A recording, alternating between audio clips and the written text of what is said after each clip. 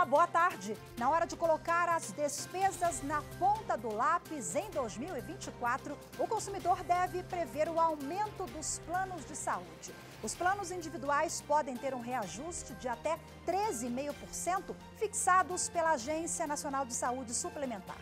Já os empresariais são regidos por contratos estabelecidos entre as partes e, por isso, o aumento pode ser ainda maior. Muitos casos envolvendo o tema vão parar na Justiça. Eu sou Rafaela Vivas e o reajuste dos planos de saúde é um dos destaques do dia. Agora vamos aos demais. Supremo Tribunal Federal revoga liminar que suspendia a eleição na Câmara Municipal de Belford Roxo, no Rio de Janeiro. Tribunal Superior do Trabalho decide que faculdade não terá de indenizar professor por ter usado material didático elaborado por ele após a rescisão de contrato. E ainda, Superior Tribunal de Justiça mantém entendimento de que cobrança de direitos autorais por música em evento público não está condicionada à obtenção de lucro.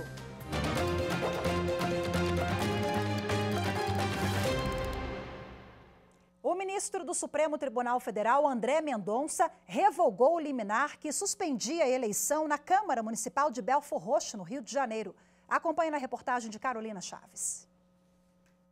O ministro André Mendonça negou o pedido do presidente da Casa Legislativa de Belford Roxo, Armando Rosa Penelles, e manteve decisão da Justiça Fluminense, determinando nova eleição para a presidência da Câmara Municipal. No Supremo, o vereador alegou que a Justiça Estadual interferiu na interpretação do regimento interno da Câmara Municipal e que a lei orgânica do município foi alterada, ampliando de 1 para 2 anos o mandato da mesa diretora da Câmara Municipal. O mandato dele só terminaria 31 de dezembro deste ano. Ao negar o pedido do presidente da Câmara em restabelecer o prazo anterior de mandato, o ministro André Mendonça entendeu que há diversos elementos envolvendo a própria existência da norma, porque não houve publicação de emenda à lei orgânica do município. Além disso, o parlamentar não conseguiu provar na Corte a desobediência da Justiça Estadual à decisão ou tese fixada pelo Supremo sobre o tema. Com a decisão, fica mantida a determinação para convocar novas eleições para a mesa diretora. A Confederação Brasileira de Trabalhadores Policiais Civis, a Cobrapol, questiona no Supremo Tribunal Federal norma que prevê parâmetros para a progressão funcional de policiais civis do estado do Paraná. Segundo a Confederação, a Lei Complementar Estadual de 2023 fixou parâmetros diferentes para a progressão funcional dos policiais civis em relação aos demais servidores públicos estaduais, além, segundo a Confederação, de estabelecer tratamento diferenciado entre delegados e demais servidores da Polícia Civil, em desrespeito ao princípio constitucional da isonomia. Bom, a Cobrapol ela alega ainda, entre outros pontos, que a lei complementar transforma os cargos de investigador e de escrivão de polícia no de agente de polícia judiciária, sem oferecer aos servidores o direito de escolherem permanecer nas atribuições de seus cargos originários. A relatora da ação no Supremo é a ministra Carmen Lúcia. A terceira turma do Superior Tribunal de Justiça manteve entendimento de que cobrança de direitos autorais por música em evento público não está condicionada à obtenção de lucro. Confira agora os detalhes na reportagem de Aline Campelo. Por unanimidade, o colegiado reafirmou que a cobrança de direitos autorais em virtude da execução de obras musicais protegidas em eventos públicos não está condicionada ao objetivo ou à obtenção de lucro. No caso analisado, o Escritório Central de Arrecadação e Distribuição, o ECAD, ajuizou a ação de cobrança contra o município de Serquilho, São Paulo, alegando que a prefeitura realizava eventos públicos com a reprodução de músicas sem a autorização dos autores e sem o recolhimento dos direitos autorais. O juízo de primeiro grau condenou o município a pagar 15% do custo total dos eventos pela reprodução mecânica de músicas e 10% pela execução de música ao vivo. O Tribunal de Justiça de São Paulo manteve a decisão. No recurso ao STJ, o município alegou que o pagamento de direitos autorais somente é devido quando houver qualquer tipo de lucro ou proveito econômico, o que não ocorreu na hipótese dos autos, em que foram realizadas festas comemorativas sem finalidade lucrativa em lugares públicos abertos à população em geral. O colegiado da terceira turma negou o provimento ao recurso especial. A relatora, ministra Nancy Andrighi, ressaltou que a Lei 9.610 de 1998 atualizou e consolidou a legislação sobre o tema, alterando significativamente a disciplina relativa aos direitos autorais, suprimindo a expressão que visem lucro direto ou indireto. Segundo a ministra, a partir daí, a finalidade lucrativa direta ou indireta não é mais pressuposto para a cobrança de direitos autorais nessa hipótese. A primeira turma do Tribunal Superior do Trabalho julgou um caso envolvendo direitos autorais. A Corte Trabalhista decidiu que a Universidade Estácio de Sá, no Rio de Janeiro, não terá que indenizar um professor por ele ter usado material didático elaborado por ele, após a rescisão de contrato. A reportagem é de Pablo Lemos. O professor entrou com pedido de danos materiais em 2018, após o fim do contrato com a Universidade Estácio de Sá. Na ação trabalhista, ele pediu a nulidade do termo de cessão de direitos firmado com a instituição, além da compensação material com valor aproximado de R$ 214 mil. O profissional alegava que a instituição teria utilizado imagem, explicações e até provas, questões e apostilas produzidas por ele em cursos de ensino à distância, sem nenhuma contraprestação. Em defesa, a Estácio qualificou como absurdas e dissociadas da verdade as alegações de violação do direito de personalidade do professor. Afirmou ainda que ele tinha plena ciência de que a imagem dele seria utilizada para determinados fins, conforme o contrato pré-estabelecido. O Tribunal Regional do Trabalho da Primeira Região, no Rio de Janeiro, aceitou o pedido do ex-empregado e condenou a universidade ao pagamento de R$ 20 mil.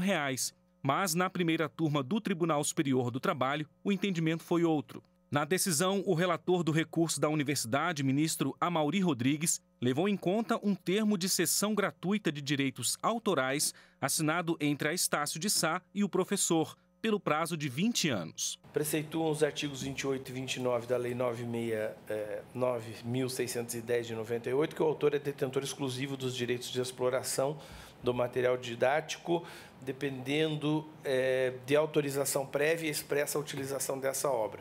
Por outro lado, a norma incerta no artigo 49.2 da referida lei prescreve que é possível a transmissão total e definitiva desses direitos, desde que mediante estipulação contratual escrita, enquanto que o artigo 88 da Lei 9.279 de 96 esclarece que a invenção e o modelo de utilidade pertencem exclusivamente ao empregador quando decorrente de contrato de trabalho cuja execução ocorra no Brasil e que tenha por objeto a pesquisa ou atividade inventiva ou resulte esta da natureza dos serviços para os quais o empregado foi contratado. A decisão foi unânime e não cabe mais recurso.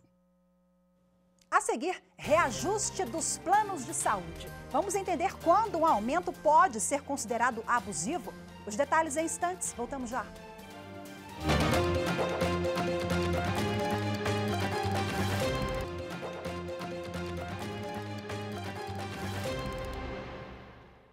Os planos de saúde individuais podem ter um reajuste de até 13,5% fixados pela Agência Nacional de Saúde Suplementar.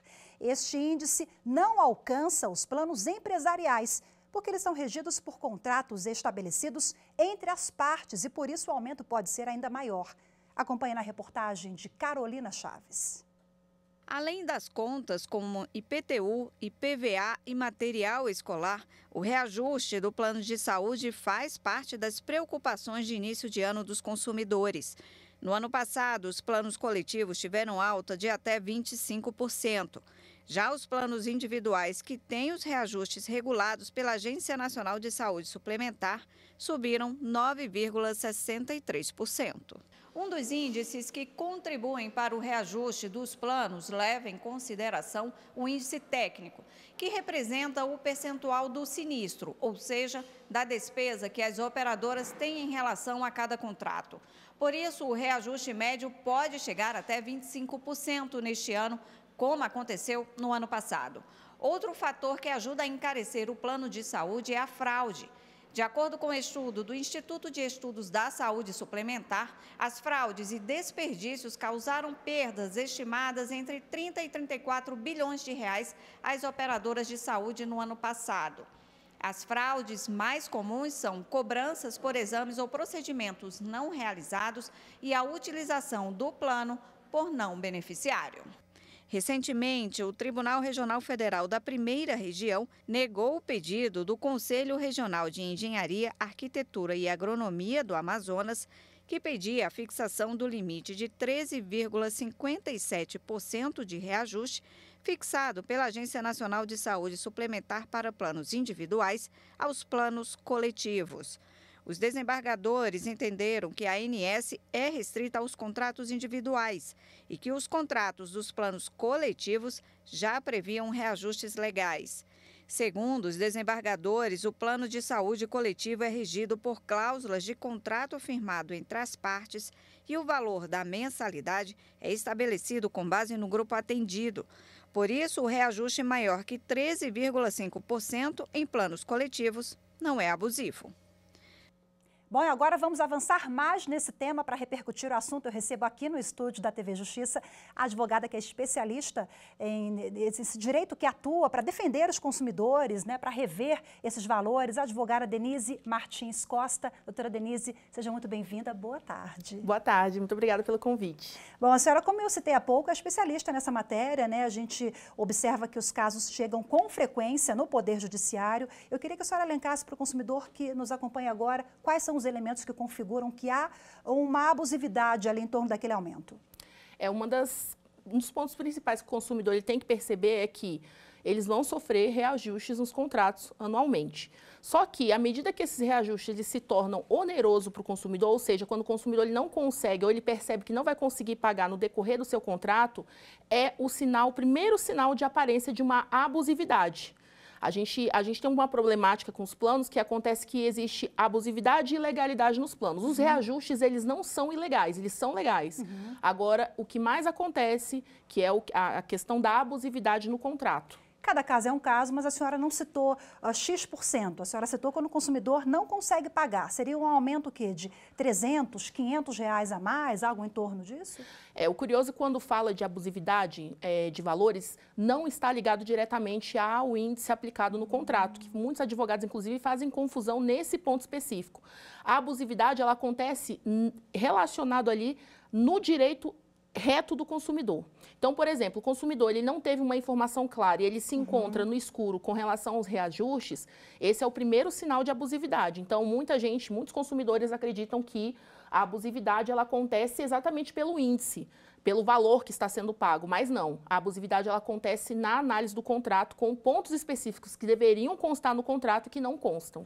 Agora, geralmente o consumidor se sente, né, ali lesado, ele procura o Poder Judiciário. Como é que vem sendo a receptividade da Justiça em relação a esses casos? A senhora tem conseguido vitória? O consumidor consegue ali uma redução de até 50%? A senhora me contava nos bastidores, é algo em torno disso? Às vezes até mais de 50%. Por quê? Porque os contratos eles não estão especificados nos moldes que devem ser, né? Aí do ponto de vista legal. E aí, com relação ao consumidor entrar ao judiciário para requerer a análise desse contrato, é para regular também o contrato para que ele não possa, no futuro, sair do plano. Então, as reduções, a gente tem conseguido judicialmente mais de 50% e a restituição do que ele pagou a mais nos últimos 3 anos. E quais são as alegações dessas empresas, né, para esse aumento que o consumidor, a gente observa que realmente é muito abusivo, fica muito complicado, né, principalmente quando a pessoa completa ali 60 anos, 65 anos, vai ladeira abaixo. Exatamente. É até importante o consumidor ele perceber o seguinte. Primeiro ponto, as operadoras elas vão jogar no erro, vamos colocar assim. Porque o consumidor, a maioria, tem medo de buscar um advogado para ingressar judicialmente. Quer dizer, se colar, colou. Colar, colou. E aí o consumidor, a única saída para ele é sair do plano de saúde. Mas não, a saída não é sair do plano de saúde. São duas hipóteses que o consumidor ele vai perceber a operadora aplicando reajustes para realmente forçar essa saída dele.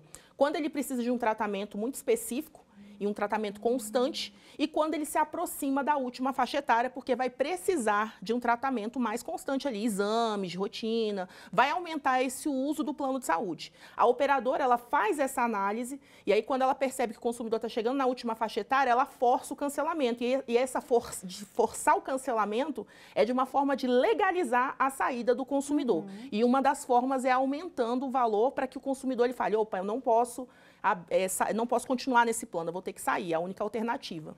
E quando o advogado consegue comprovar, a senhora comprova esse elemento, né, essa estratégia, digamos assim, da empresa, o consumidor pode até pedir ali um dano moral por essa situação que é muito constrangedora e de muita dor, porque a pessoa procura o plano de saúde, o hospital, ou enfim, porque tem algum problema, porque tem uma demanda e se depara com essa situação. A saída, como eu falei, a saída do consumidor, ela se dá de uma forma legal. Então, é muito mais difícil comprovar o dano moral ali, porque a operadora ela faz isso intencionalmente. Mas, mesmo assim, isso não quer dizer que ele possa sofrer um dano moral. Exatamente, por exemplo, um paciente em tratamento que tem o seu plano negado, o tratamento negado e aumentou abusivamente, né, tem ali um indício de aumento abusivo, nesses casos específicos, sim, o dano moral até é mais fácil de conseguir.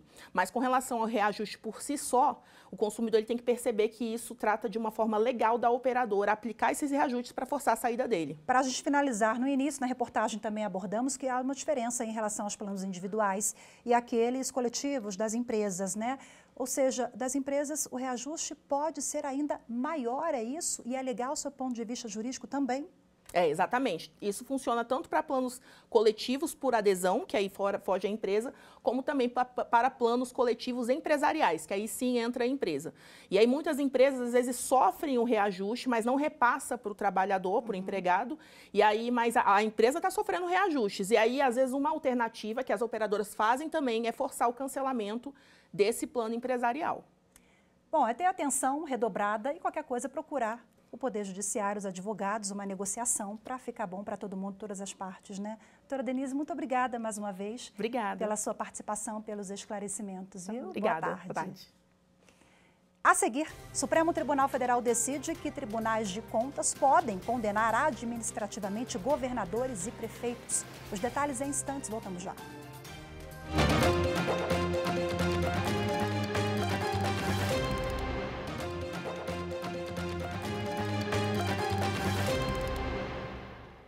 O Supremo Tribunal Federal decidiu que os tribunais de contas podem condenar administrativamente governadores e prefeitos. O plenário da Corte reafirmou que esses órgãos podem aplicar multas aos chefes dos executivos estaduais e municipais sem necessidade de aprovação do Legislativo. O caso foi julgado em sessão virtual. A reportagem é de Evne Araújo. O tema foi julgado no Supremo em recurso extraordinário com repercussão geral reconhecida. Os ministros reafirmaram o entendimento de que os tribunais de contas podem impor condenação administrativa a governadores e prefeitos quando identificada a responsabilidade pessoal em irregularidades no repasse de verbas entre estados e municípios. De acordo com a decisão, o ato não precisa ser julgado ou aprovado posteriormente pelo Legislativo.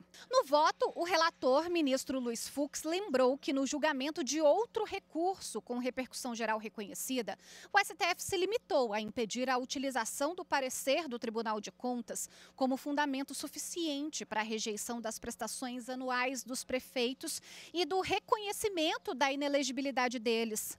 Segundo o ministro, essa decisão não impede a autonomia atribuída a esses órgãos pela Constituição. Luiz Fux disse ainda que, em precedentes, o STF faz essa distinção, reconhecendo a possibilidade de apreciação administrativa e de imposição de sanções pelos tribunais de contas, independentemente de aprovação posterior pela Câmara de Vereadores. Para ele, a imposição de débito e multa decorrente de irregularidades na execução de convênio após o julgamento em tomada de contas especial não se confunde com a análise ordinária das contas anuais. Em Alagoas, a população de Delmiro Gouveia recebeu o Fórum da Justiça Estadual renovado. A obra foi inaugurada pelo presidente do Tribunal de Justiça do Estado, Fernando Tourinho. A reportagem é de André Risco. O prédio passou por adequações como pintura, revisão da coberta e das esquadrias, colocação de piso tátil e paisagismo. Houve ainda a substituição do sistema de drenagem pluvial e a reconstrução do salão do júri. Também foi realizada a implantação da sala de atendimento multidisciplinar. As obras duraram cerca de 5 meses e foram conduzidas pelo Departamento Central de Engenharia e Arquitetura do TJ. O investimento foi de quase R$ 700 mil provenientes do Fundo Especial de Modernização do Poder Judiciário, o Funjures. Muito feliz de estar aqui hoje em Delmiro Gouveia entregando essa reforma do Fórum de Delmiro Gouveia, 3 unidades, 2 varas e um juizado, com instalações muito melhores, mais confortáveis, com maiores condições para que o trabalho seja desenvolvido da melhor maneira possível. Penso que com essas instalações, os servidores têm tudo para fazer mais e melhor em prol do cidadão de Delmiro Gouveia. A solenidade de reinauguração contou com a presença de vários operadores do direito, como representantes do Ministério Público e Defensoria Pública. O juiz Caio Evangelista destacou a importância de oferecer uma melhor estrutura que vai garantir uma melhor prestação jurisdicional. Eu estou aqui desde o dia 16 de dezembro, então cheguei aqui há pouco tempo e chegar já com um fórum novinho, como está desse jeito agora, é muito gratificante e deixa a gente mais empolgado e mais feliz para entregar uma prestação jurisdicional séria e efetiva para a população. Traz conforto para o judiciário, para os servidores, para os advogados e principalmente para o principal destinatário, que é a população de Delmiro Gouveia e dos municípios que estão aqui na redondeza. Já em Mato Grosso, o Poder Judiciário instalou a 5ª Vara Criminal da comarca de Sinop. O objetivo é o enfrentamento aos crimes relacionados ao tráfico de drogas na cidade, além de ampliar a atuação e garantir agilidade na tramitação dos processos judiciais. A reportagem é de Fernanda Fernandes.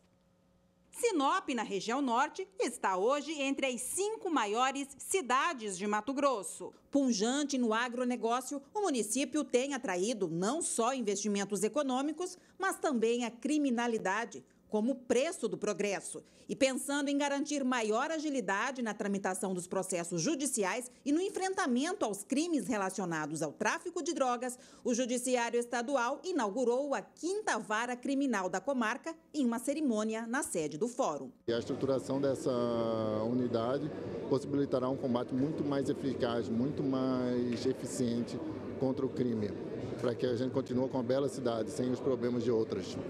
A nova Vara Criminal de Sinop terá competência para julgar crimes de tráfico de drogas, associação ao tráfico e organização criminosa praticados na região centro-norte de Mato Grosso, que hoje compreende 12 comarcas. A proposta de instalação foi do desembargador Marcos Machado, quando ainda era coordenador da Comissão Especial sobre Drogas Ilícitas do TJ, e aprovada pelo órgão especial no último mês de novembro. A unidade será agora estruturada e a previsão é que comece a funcionar efetivamente após o recesso forense do Judiciário. Segundo o magistrado, a parceria entre os poderes e as instituições e uma análise profunda da realidade que nos cerca são fundamentais para enfrentar o crime organizado. Nós precisamos, no Judiciário, sair da inércia, da passividade e propor não só ideias, mas soluções que são instrumentais, que envolvem uma atuação judicial,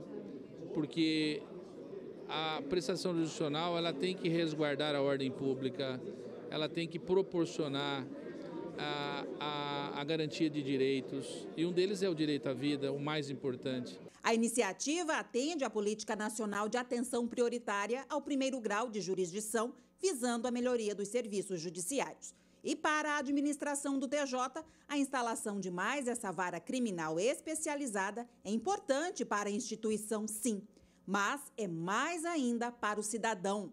O tráfico de droga hoje é um dos crimes que possamos dizer de maior potencialidade, porque dele decorrem outros crimes que afetam a sociedade. E a 5ª Vara aqui tem esse objetivo de punir aqueles que transgridem a lei e oferecer paz à sociedade sinopense. Nós precisamos dessas varas com abrangência regional para enfrentar com tecnologia, com todo o aparato possível e principalmente especialização atuar nas organizações criminosas. O Jornal da Justiça de hoje fica por aqui. Obrigada pela sua companhia, uma ótima tarde, excelente semana para todos nós. Boa tarde, até amanhã. Tchau, tchau.